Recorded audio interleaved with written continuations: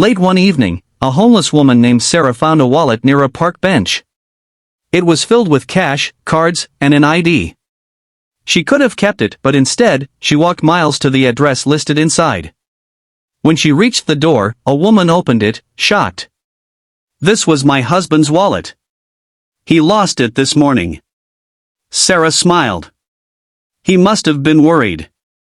I just wanted to return it." The next morning, Sarah was sitting by her usual corner when a black car pulled up. The same woman stepped out, this time with tears in her eyes. "My husband and I own a real estate company," she said. "We want to give you something." She handed Sarah a letter. It was the key to a small apartment and a job offer. Sarah was speechless. "I didn't do it for a reward," she whispered. The woman smiled. "That's exactly why you deserve it." From that day, Sarah's life changed. She started working as a cleaner at their office, and every evening, she shared food with others who were still struggling on the streets.